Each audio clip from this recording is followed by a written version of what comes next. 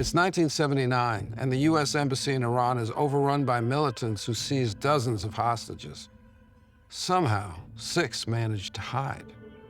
To get them out, the CIA create a web of lies so convincing it will go down as one of the most daring undercover escapes in history. In 1979, the world is rocked by events in Iran. The country erupts in chaos as the pro-US government is toppled in the Islamic Revolution. And in the capital, Tehran, the US Embassy is stormed by a group of armed Iranians who capture 66 American hostages. Miraculously, though, 6 of them manage to escape undetected to the nearby Canadian diplomatic residence, where they seek refuge, fearing for their lives. The U.S. has no room to maneuver. We can't just go in guns blazing. Failure of that mission would not only mean certain death for the rescue team, but compromise the safety of the hostages as well. The CIA call on a master of deception. His name is Tony Mendez. I worked with Tony almost my whole career, and he just brought a new way of thinking to a lot of those operational problems. He was the right guy to send in. Tony's facing a real challenge. It's not going to work to take people in and then try to rescue them. Instead, it might be easier to change their identity from within Iran and then just leave. And so he's got to figure out some believable cover story that will make it possible for him to take those 6 people to the Tehran airport and put them on a civilian commercial flight out of town. The 6 need new identities. Neutral, free from suspicion, Canadian. Canada at this point is not really on the radar of the Iranian revolutionaries.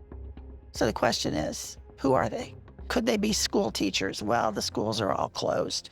Could they be technicians from the oil field? And he had this thing, this flash, like, He comes up with this idea that they are going to be a Canadian film crew. The cover story, the production needs exotic locations. So the Canadians are scouting for a desert picture in Iran. It is kind of wild. I mean, pretending to be a film unit in a country being torn apart by a revolution? The stakes are high. This is a true nightmare scenario for CIA because the one option that they have, if it fails, results in the hostages potentially being killed, as well as the international smear campaign of CIA not being able to keep its own people safe. The longer that clock ticks, the more and more likelihood that the Iranians could realize that 6 people are unaccounted for. no one's getting out unless they were really scrutinized. And these Americans had no training whatsoever in assuming new identities. President Jimmy Carter approves the mission. Tony Mendez is director and scriptwriter. The movie's name is Argo. Tony's wife, Jana, remembers the team's attention to detail. They went to great lengths to legitimize it in Hollywood. They got signs made for the doors, Studio 6. Tony did the artwork for a piece that appeared in Variety. Tony Mendez jets into Iran as this movie producer, producing the movie Argo. At the same time, Canada diplomatically ships 6 Canadian passports to the 6 hostages as golden tickets to get them across the border. Tony got into Tehran, was down at the U.S. Embassy site. Death to America, that was the chant of the day. So it was scary. It's one thing to get actors to play hostages. It's another to turn hostages into actors. They all have characters that they are playing in this game. The director of photography, the production designer. He told them that if I don't believe you're a film crew, the guards at the airport are not going to believe that you're a film crew. And they had to study scripts, they had to study backgrounds, they had to sound like they could convincingly carry out the role they were supposed to carry out. Tony called in the security guard from the Canadian Embassy. Tony tried to make him look like an Iranian officer. take them in another room and interrogate the hell out of them and come back and report to Tony. Did they pass? Oh, no, they didn't pass. They have to go study some more. They found different clothes. They darkened their beards with mascara. They turned curly hair straight and straight hair curly, long hair short. They had to own a completely new identity. After a hectic 48 hours, Tony cables the final exfiltration plan to Washington and Ottawa. His bosses are satisfied, and they respond with a sign-off, "See you later, exfiltrator." It's sunup on the morning of the rescue, and Tony and his 6 colleagues leave the residence. And finally, after this white-knuckle ride, they can see the airport in sight. Now they have to live the story. They have to live their disguise. And they have to walk in the door like they own the place, and they have to present all of the attitude of a film crew. Mendez chooses an early morning departure because he assumes the Iranian border guards will be less alert right at dawn.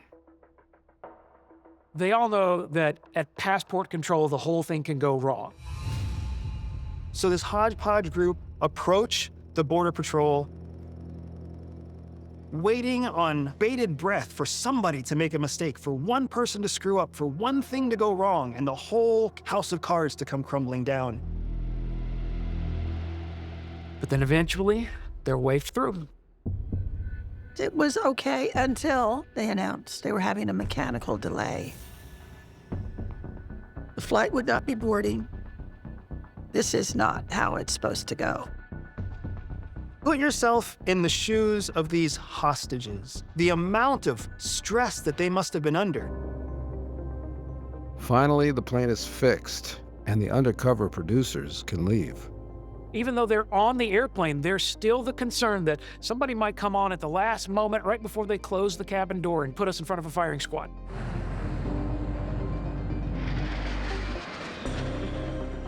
And eventually, the pilot comes on and makes the announcement that we have left Iranian airspace. And it's only then that they know that they are safe. And so they all order drinks, and that must have been the best tasting beer that any of them ever had. The escape of the hostages is greeted in the United States with euphoria. No one outside the CIA knows the truth. The official story is that the Canadian government got these 6 escapees out of Iran and then turned them back over to the United States. And the US government and the CIA were happy to let that story stand because they didn't want to jeopardize the lives of the people who were still being held in captivity. Tony and Jana marry shortly after he retires from the CIA in 1991. Then, in 1997, the incredible story comes out, leaked by the CIA themselves. When the CIA turned 50, Tony was directed to tell the story to the New York Times. He became the Argo guy. It changed our lives. In 2012, Hollywood makes a real movie based on the fake movie. Inevitably, it's called Argo. Tony Mendez is played by Ben Affleck, and when the film wins an Oscar, he's there.